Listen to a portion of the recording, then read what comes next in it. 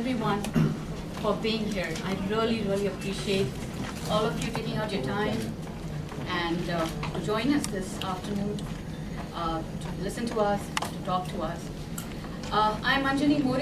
I lead communications for Software Group for India South Asia. We have with us Jason Moskowski. He is the director for Software Group for IBM India South Asia. That's Kristen Fernando. He is the country general manager for IBM Sri Lanka. So first I'm going to invite Kristen to kind of just talk to us about really what is IBM doing in Sri Lanka and what's our focus here.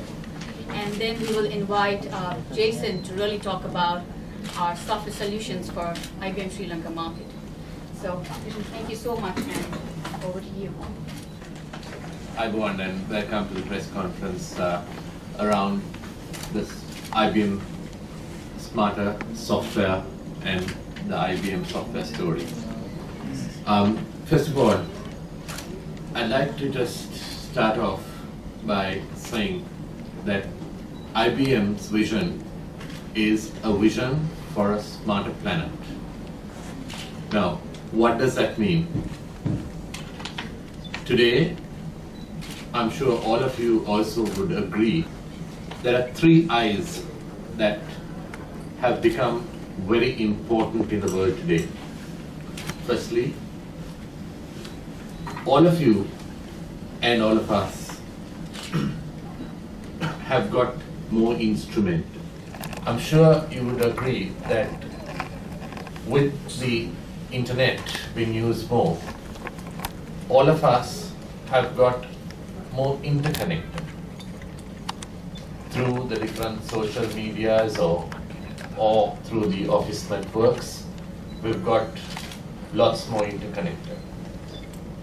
And these two lead us to the next one, which is the intelligence.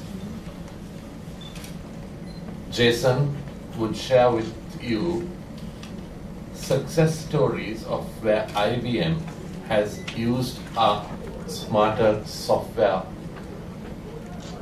and been able to demonstrate intelligence not only in being able to talk to governments and talk about becoming smarter cities worldwide, but also smarter businesses, whether it be smarter banks, whether it be smarter telecommunications.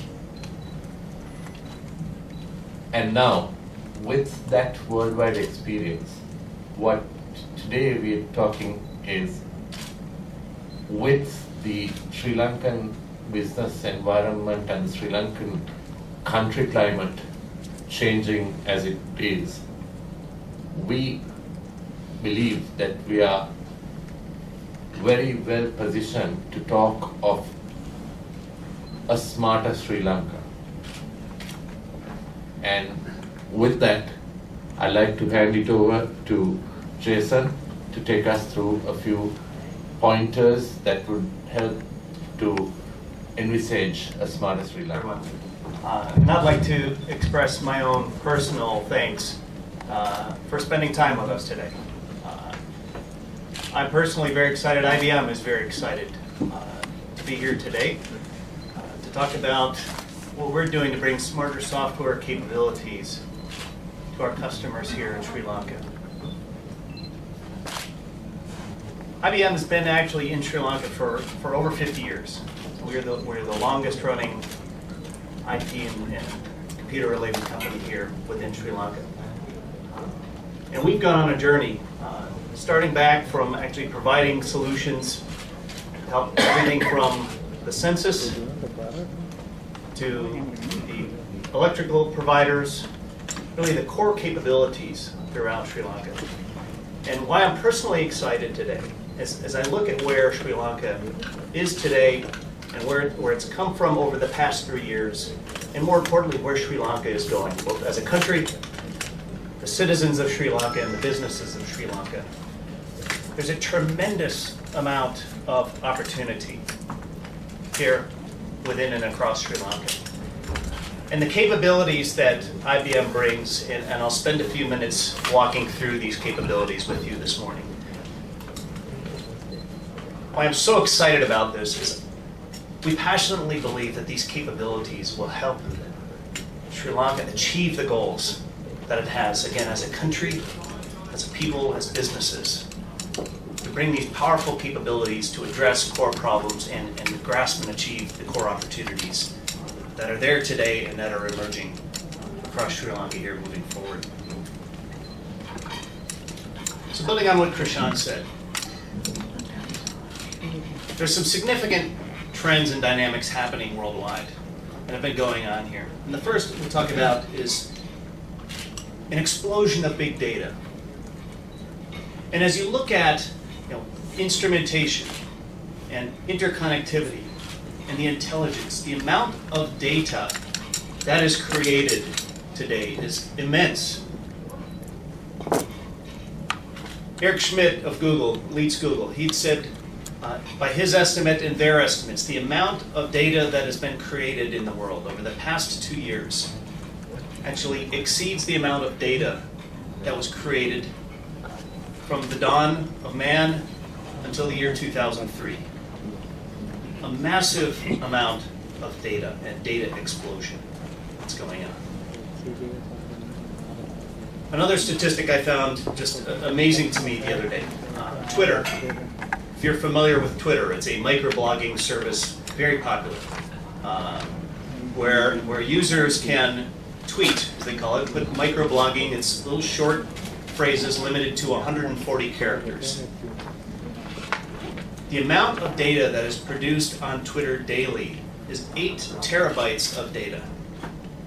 Now to put that in proportion, the New York Stock Exchange, one of the largest exchanges in the world, produces 1 terabyte of data in a day. 8 terabytes of data for Twitter, 1 terabyte of data for the New York Stock Exchange. It's a massive explosion of data that's happening. And that's just one example.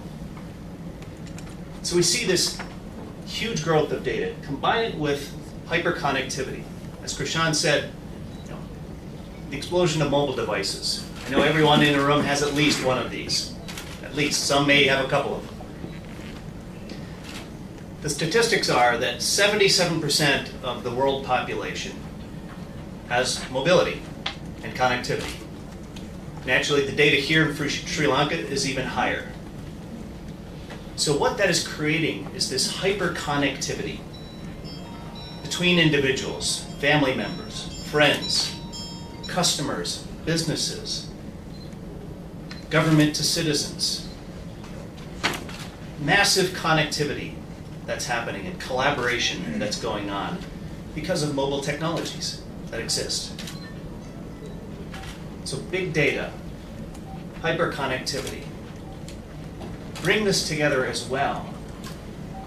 And also, clearly, what the internet and this Internet of Things and Internet of People and Internet of Enterprises has brought forward is it's brought down the walls and has released information and has brought forward the power of the consumer and the power of the citizen. It can be a consumer of product, it can be a consumer of service, whether it's a service provided by the government, maybe it's a healthcare service, or a for-profit service by a for-profit type of company.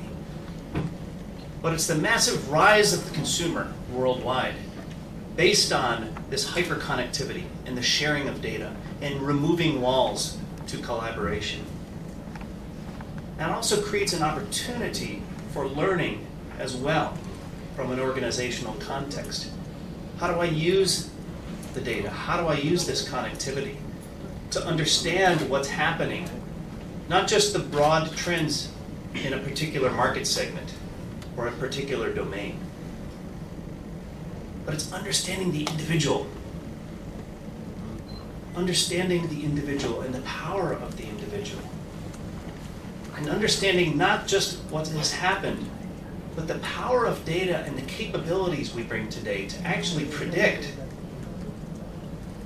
what's happened. It's a tremendous amount of power that these capabilities are bringing forth.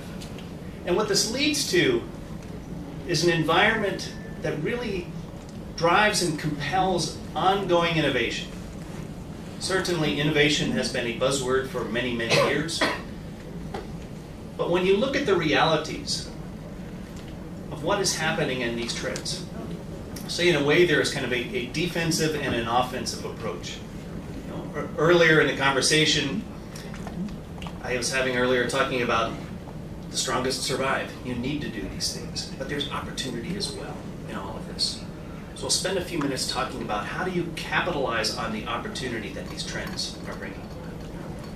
We talked about the explosion of big data.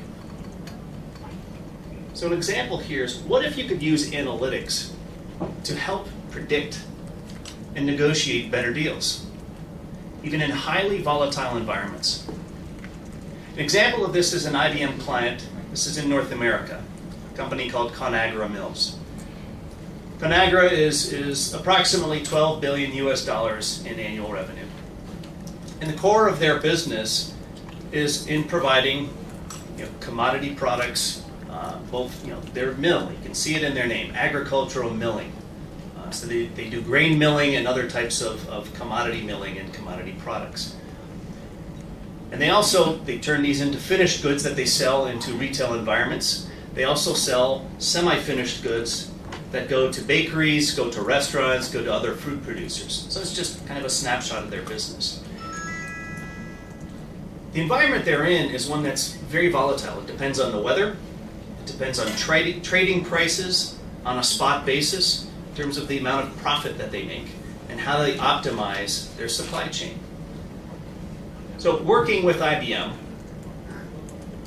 we brought together a solution with ConAgra to help them incorporate the massive amount of data both inside the enterprise, through their supply chain, incorporating weather feeds, and a number of data sources inside and outside the enterprise to actually understand and predict what's happening and to see the effect on their marketplace so they can make decisions to optimize their mill production. The results they were able to achieve with these capabilities, they had a 3 to 5% improvement in their mill utilization. They had profitability improvement in every segment, product, market, and by mill. Real results delivered by applying these capabilities to their business. Next, hyper-connected. And a challenge, it's not just being mobile and talking to each other and collaborating with each other and instant messaging. It's how to utilize collaborative and connectivity and social capabilities in many profound ways. An example of this is Boston Children's Hospital. There's a doctor, Dr. Jeff Burns, who's a director at the hospital. He was working with a team of physicians in Guatemala that they had consulted him because of his expertise on providing his guidance and training to treat a young girl that had sepsis, which is a potentially fatal condition. And he was having this collaboration on a very crude video link. And then afterwards, he thought to himself, how many children and men and women are out there that aren't able to achieve these benefits because expertise is locked in place? So he had a vision. And he's worked with IBM to make this vision real. And there's a solution now called Open Pediatrics, excuse me. Been piloted over the past year in 20 different countries, many of them here in Southeast Asia, Bangladesh, Cambodia, Laos, where bringing the capabilities of advanced analytics, advanced collaboration, video, simulation, to bring these capabilities together in an open manner to provide this type of training and collaboration on a worldwide basis. Across 20 countries right now, just in pilot. So if you think through the power of that, the impact that we're talking on the health, how do we provide better health services to men and women and boys and girls around the world? Satisfying the demands of customers. I talked about the rise of the individual and the power of the individual. An example of a client of ours that has had dramatic improvement is Petco. This is a large retailer in North America that actually provides everything. That will sell you the pets, whether it's fish or reptiles or birds or home pets. They sell everything related to that. So it's kind of end-to-end for pets and pet care. Now, like many clients in the retail industry and other industries as well, certainly they want to better serve their current customers, but also convert other customers, potential customers, to become real customers. So working with IBM and the capabilities we have, what they were able to do is better understand and better pinpoint target individual campaigns and assess individual behaviors and responses to campaigns. And through that, they've been able to achieve a stepwise improvement, a big stepwise improvement. They had 100% improvement in the coupon redemption in their stores and on their websites. They had a 22% increase in the amount of revenue per unique visitor, both to the websites and the stores. And they significantly lowered their operating costs by being able to use information to better pinpoint target and adapt and respond and provide actionable insight to make the right offers. All of these trends drive innovation and support innovation and provide capabilities to transform. Whether it's in consumer products, healthcare, government services, these capabilities are there to drive innovation and support and help clients achieve new sources of value. An example here, and I thought this was actually very timely for the country, where I know just yesterday that there was a major opening of a new airport. Clearly, new airport, brand new capabilities, new technologies applied. The example here is an airport outside of Amsterdam, where it's actually an older airport. But their business continues to grow with the amount of passengers. And the challenge they have is, how do they continue to provide service and drive down cost? And one of the biggest challenges they had in doing that was actually baggage handling, where they had a significant amount of lost baggage. And excuse me. Oh, I'm sorry. Their objective was, how do they drive down the number of lost bags and the cost associated with baggage handling. Initially, the amount of time it took from when a customer checked in their baggage until it was loaded on a plane was 90 minutes. And then they had a lost baggage rate of around 8%. Working with IBM and the capabilities we bring, we designed a new solution for them.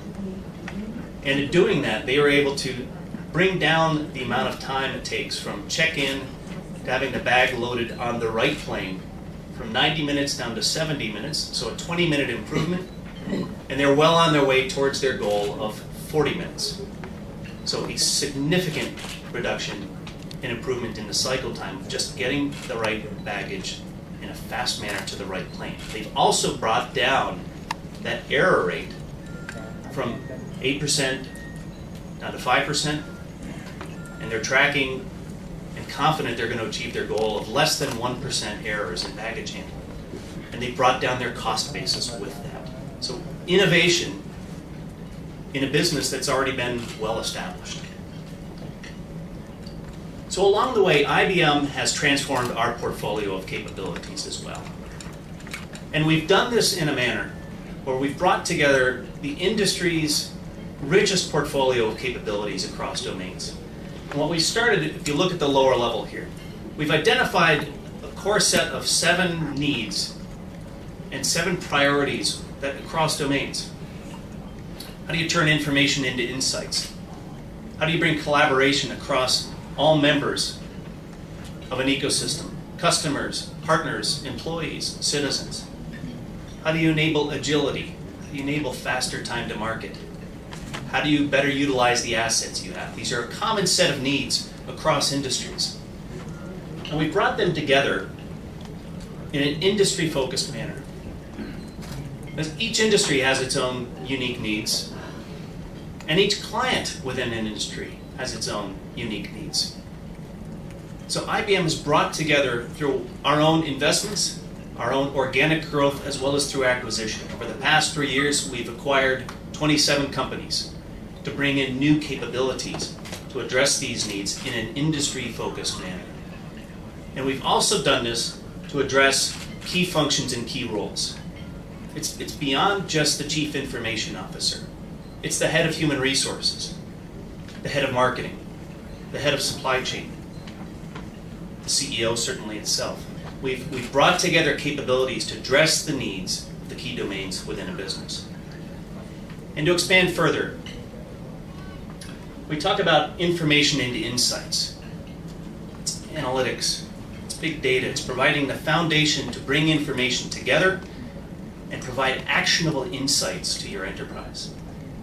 Deepening engagements with customers, partners, and employees.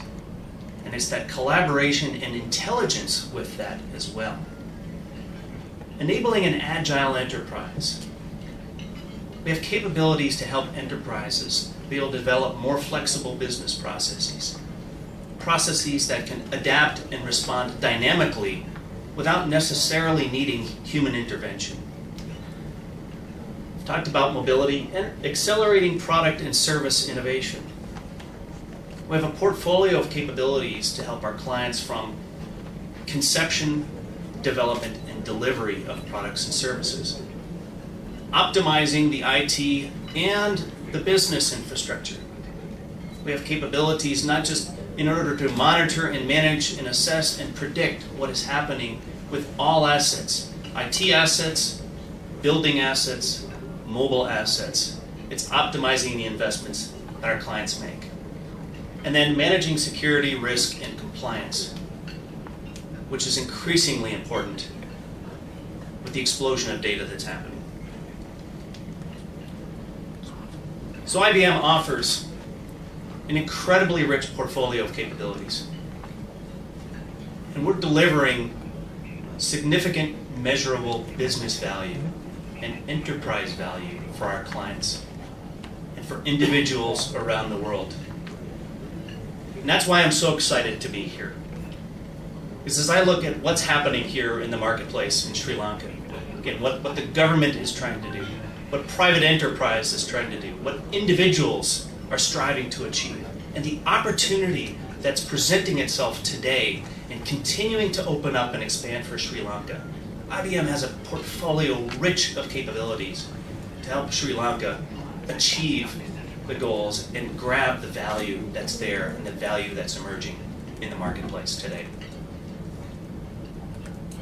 So, in summary, I'd like to show a video that will paint some more pictures for you of these capabilities and the possibilities that they have.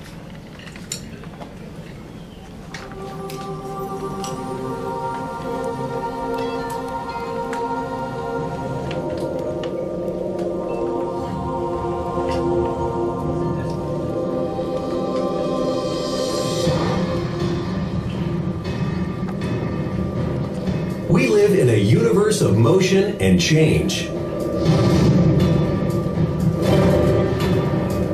Across the vast reaches of this universe is our planet, which is increasingly becoming instrumented, interconnected, and intelligent, pushing us to become smarter in every way.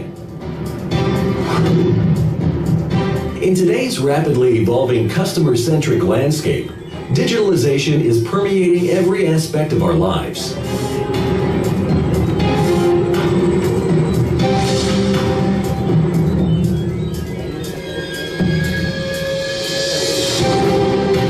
Cars, roads, appliances, power grids, clothing, and water are all getting smarter and connected.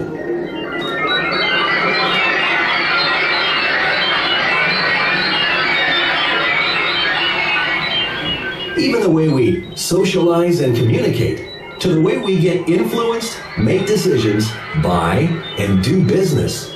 We are now digital consumers, empowered, demanding, connected, and social.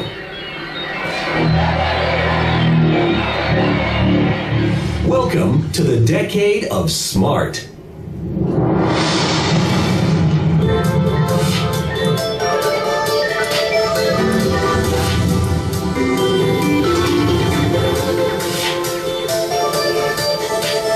As physical and digital worlds collide, Retail is changing dramatically for consumers and businesses.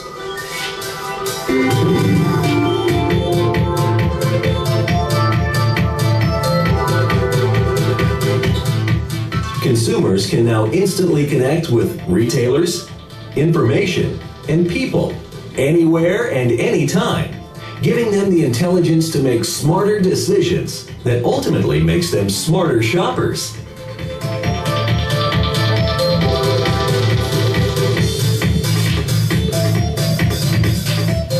And businesses can have a real-time awareness of shopping.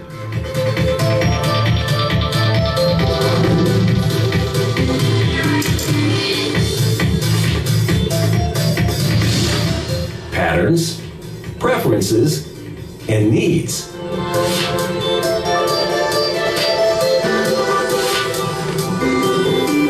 And the ability to proactively provide consumers with relevant products, promotions, and personalized service across channels.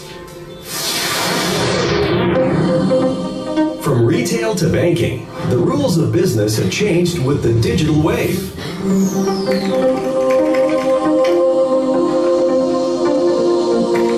Consumers expect to bank 24/7 through any channel.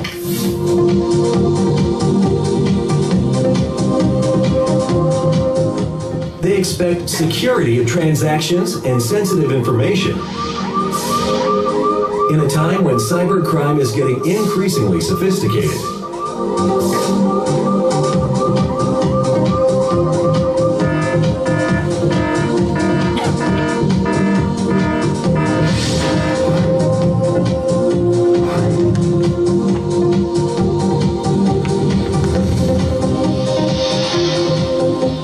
Basic financial services become commoditized. They expect their bank to know them and add value through every interaction.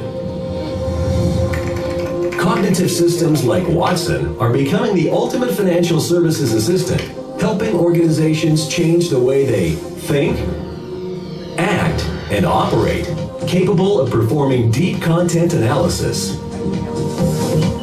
and evidence-based reasoning, taking into account market conditions, clients' past decisions and behaviors, as well as available offerings. Ultimately, helping businesses and consumers accelerate and improve decisions.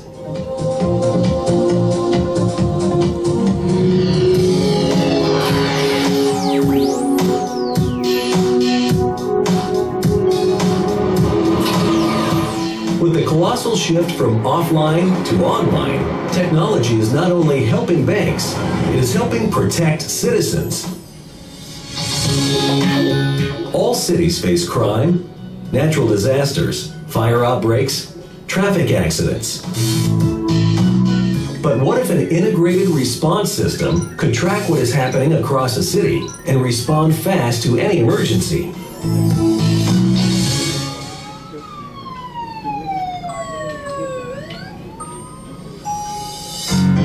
Even better, what if our government agencies could get a sixth sense by analyzing data and patterns to predict and prevent incidents?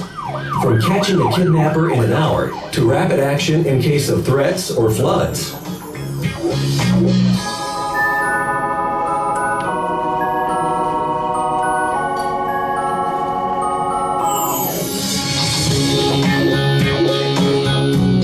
Unlike the technology revolutions of the past 20 years, focused on efficiency in the back office, this time, the rules of the game are very different.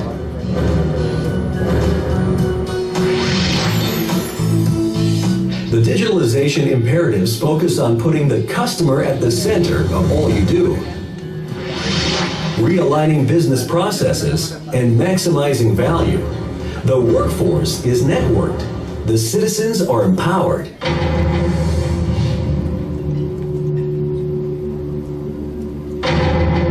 Is your organization ready to ride on the digitalization megawave? IBM has the intelligence and software to help businesses adapt and lead in this digital era, where possible is not just a word, but a way of life and a way of business.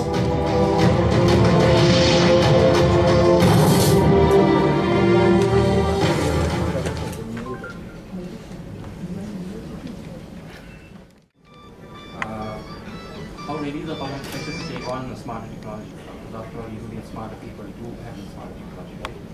And if we aren't ready, how long will that integration will take to change them from being where they are now to a smarter, more productive scale? Again, from IBM's point of view, we as a country have progressed a lot in the field of IT. Information and communication has really grown in leaps and bounds in the last decade, I would say. All of us have now access to information that from 4 to 5% IT literacy, the country has now reached 34 or 35% of literacy, and the goals are set to go higher. Whether you look at the services that were available through the public sector a couple of years ago to what is available today, it has grown in leaps and bounds. And we are confident that the Sri Lankan public sector and the government is very focused in being able to deliver more and better results as we go into the next couple of years. I'm from the Sudarali and the Udayan newspapers. Yeah. What is the importance of IBM to Sri Lanka? The Sri Lankan market. Yeah, so as I said, we've been here in the last 50 years serving Sri Lanka as a partner in progress. We've been here from the time the computer was first introduced to Sri Lanka, right?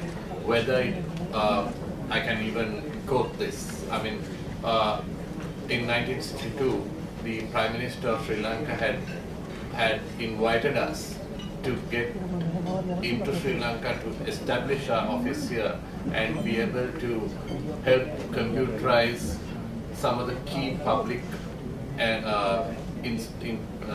sort of customers in Sri Lanka, whether it be the central bank, whether it be the insurance companies. We've helped in computerizing all those.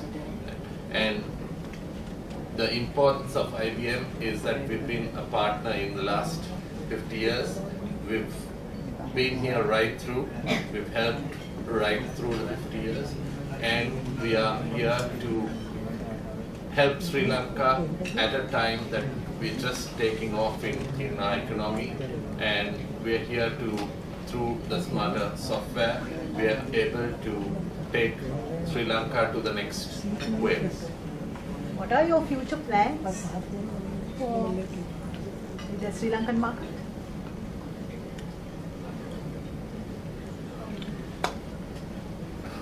Okay, so the future plans is definitely Sri Lanka is considered a very important destination within IBM. As you can see, the commitment to Sri Lanka is seen right here in this room. Jason, who's coming to the region, is just 2 months ago is here already. He is one of our senior most leaders in the region.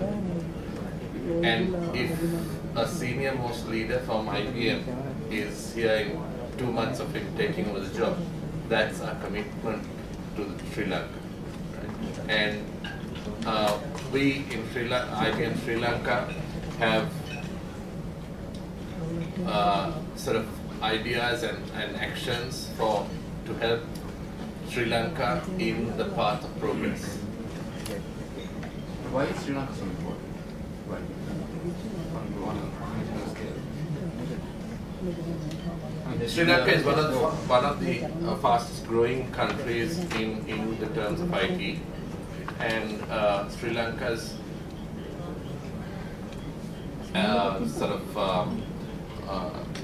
position within the region as well as what we call the growth markets Sri Lanka is considered one of the fastest growing markets in this region. Yeah, I think building on what I shared earlier and building on what Prasanth said, as you look at where Sri Lanka is and just the progress and opportunity that's happened over the past 3 years and where it's going, IBM, is looking at this market and the dialogues we've been having with clients here and with the public sector here is there's a tremendous amount of opportunity. As you look at the capabilities, I just shared about our software capabilities, but certainly in the other aspects of IBM, there's a tremendous amount, I'll say a tremendous amount of business opportunity, but also tremendous opportunity for us to make an impact here within Sri Lanka. So that's why, to me, I'm excited. IBM is excited about what's happening here and what we can help accomplish together here in the marketplace. May I ask a question about ethical aspect? You mentioned about smart use of smart software, gaining insights through by accessing data. And in a country like Sri Lanka, where privacy laws are not matured or not very sophisticated, how do we ensure that your customers will not abuse data of their customers? So for example, I don't want my hospital to sell my medical records of pharmaceutical company, or my retail chain to sell my purchase data to their vendors. Because unfortunately we are in an age, Sri Lanka is at a stage where such there's no laws to safeguard privacy of the confidentiality of personal data. Yeah, so I think there's a couple of contexts. One is certainly a policy context, which you just stated. So that they're both from a government policy as well as an enterprise policy, whether it's public sector or private sector. So there's a policy element that you rightly said needs to be in place. But then there needs to be a capability to execute the policy. So as you look at, and I touched on very quickly, the capabilities we have around security, risk, and compliance. That's all around, that domain is the execute side of how do you make this happen. And so there are capabilities we bring, and it can actually start from the consulting services to help an enterprise develop the right security policies, the right security processes, and then bring the capabilities to execute that. So an example is we have intelligent security capabilities that can understand and sift through the massive volumes of what's happening down at the data packet level, down at the application level, the database level, and be able to mine that data real time to assess if there are anomalies. Are there any initiatives taken by IBM to get such policy and governance issues? Do you help governments and do you help private enterprises, fill in those policy and governance gaps? I know Google has public policy experts. Do you also have such initiatives? Helping governments shape their policies with respect to privacy laws, etc. Yes, we would definitely be able to help whoever the stakeholders are through our worldwide expertise.